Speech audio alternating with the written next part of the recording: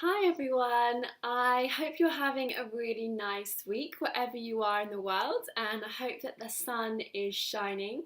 It's lovely here in London today, so I'm really enjoying that. I just wanted to pop on to continue our chat about the rain barrel and what we can do to really help start to empty our rain barrel. So hopefully if you saw my last few videos, you will know what a rain barrel is, and you will know how important it is that we start to take control of our health, because our health is our life, it's everything really. And I just thought I'd start by explaining about my own personal story really. I grew up as a dancer. Dancing was kind of my whole life really. It just took up my whole childhood and my free time, and I was one of the lucky people that naturally I'm very skinny, I'm very tall, so I could get away with basically living a very unhealthy lifestyle and it not showing in my physical body on the outside. So I could eat all the shit, all the takeaways, all the crisps, all the cans of Cokes, and wouldn't put on any weight. And I used to pride myself in that. I was like, I'm so lucky. Oh, it's so great. I get to eat what I want. But what I didn't know, and I guess people that were around me didn't really know at the time, that how that can really start to affect not only your physical health, but more importantly, your mental health, which I guess happens like over time. It doesn't, you're not suddenly like really ill to know that there's something wrong. So for me, I kind of just thought that that's what being a person was. Do you know what I mean? Like, that everyone feels a bit down, or everyone feels a bit stressed, or everyone worries about all this stuff. Um, and it wasn't until later that now I know what I know that I'm like, God, I just wish I could go back in time to that teenage girl or that 20-year-old or even 25-year-old and be like, this is not how you're meant to be.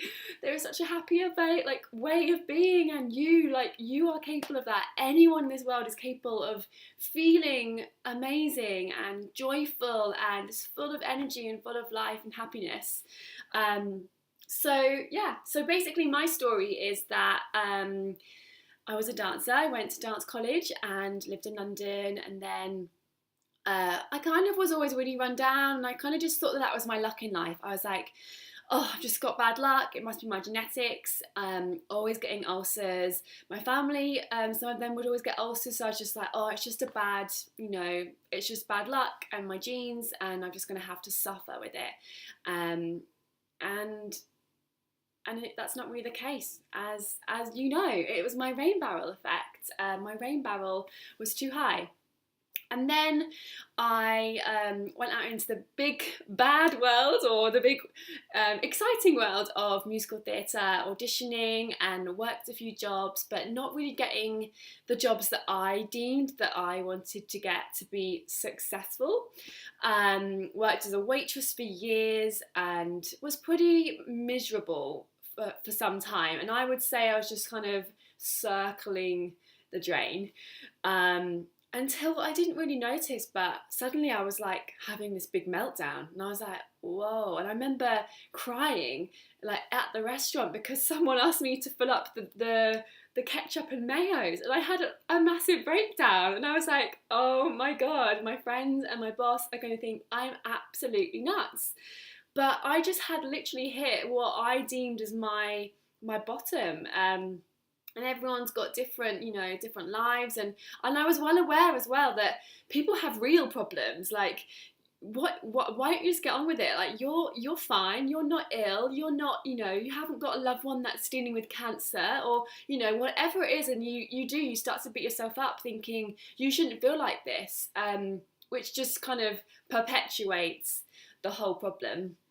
So for me, there's a kind of mixture really of mental and physical health issues that I think a lot of us deal with, that need to be addressed and need to be talked about, because there's changes that you can make in your life that really just drastically improve your overall happiness and quality of life. Because what's the point in living if you're only going to be like 40% of your your happy self. Like, I'm all about living life to the full. So I actually then, funny enough, I was about to sack in the towel for musical theatre because I'd had a lot of near misses. So I'd gone to a lot of auditions and maybe got quite far and then not got it. And I was like, do you know what? Like, I'm done. And then, ironically, when I threw in the towel, I got some jobs and I got some really good jobs. And I thought that that was it. My life was set. I'm on a roll now. I'm going to be happy, because I'd placed all these expectations on my life of being like, I'll be happy when I have that West End job. I'll be happy when I'm not a waitress anymore. I'll be happy when I have money. I'll be happy when I have this, or when I look like this, or when I have straight teeth, or when I have a nice nose. Like, whatever you want to put on it, we'll go down that route in a second.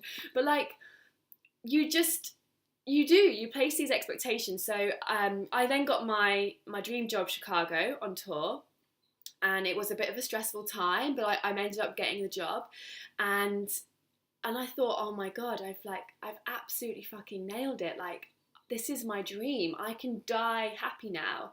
And whilst I am really grateful for that job, and I was amongst some lovely, lovely people, and the job itself, you know, like, to get to dance in that show was amazing, but I got sort of a quarter of a way into the year and I was really bloody miserable.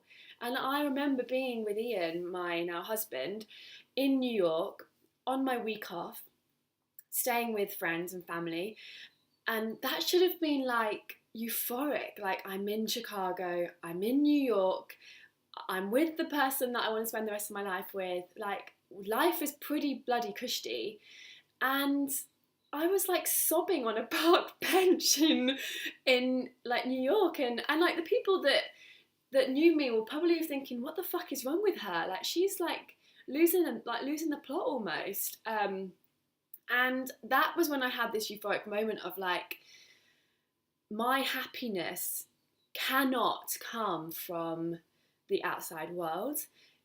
It has to come from me, and I need to do some soul searching, or I need to find what makes me happy, because this isn't it. Like, everything that I had put my whole life on, suddenly I was there, and I was like, now what? Then what? Like, so for you, it might not have been that West End job. It might have been like, I want to, you know, earn this amount per year, or I want to get this job or this promotion. I want to have this amazing car, or whatever it is. And then you get it and you're like, now what? I'm happy for like all of 5 minutes, and then the ego mind wants more. And that is when I went to, out of the blue, with my lovely friends in Chicago, we went to a yoga studio in Belfast, and I just absolutely loved it.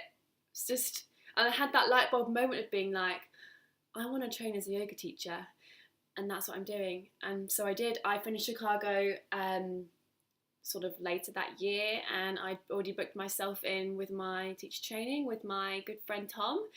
And it was just the best experience of my life. Like, honestly, like, just finding who I am again, and learning so much about the mind, more than the body. Obviously, you learn a lot about the body as a yoga teacher, but for me, it's just incredible, like, what you learn. And then you can just take a step back from all the bullshit that goes on in there, that inner critical voice, the inner mean girl, and just start to find what truly makes you happy, not what your mum and dad think, not what your friends think, like, just not even trying to fit in or conform. Like, what do you really want? What really makes your soul light up? And for me, that's my passion now, is to help other people like you to find what lights them up. It doesn't mean you have to have a whole big career change. I mean, you can, if you realise that that's the right thing for you. But just little things like, learning not to give a shit about what people think. That was a massive thing for me. Anyone that knows me back, a couple of years ago will know how my whole day and my every single thought was like paranoia about what do they think about me. Even strange on the train, I was like just thinking about, oh, are they looking at me, like do they think I'm weird, or do they think I'm rude, or do they think I'm this? I'm like, it was just crazy. But we all do it. We just don't sometimes realize that kind of running um, dialogue in our mind. So yeah, but that's my story, and basically from that has led me onto this massive path of just personal growth, whatever you want to call it, self-help. Like, it might seem out there and American or woo-woo, but I'm sorry, like, this is the way forward of finding who you are and sharing your beautiful gift of the world. I really believe that we all are born with these unique skills and like beautiful just traits that just help make the world a nicer place. And it doesn't have to be a big competition. There's more than enough to go around for everyone, and you don't need to worry about who, what X, Y, and Z thinks of you. Like, it's just such a waste of energy.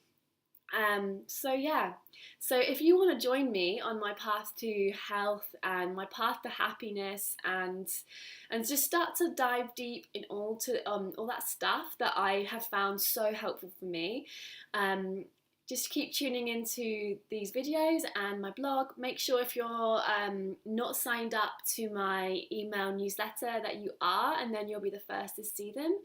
And I can't wait to share everything that I've learned through yoga and obviously my IHP course.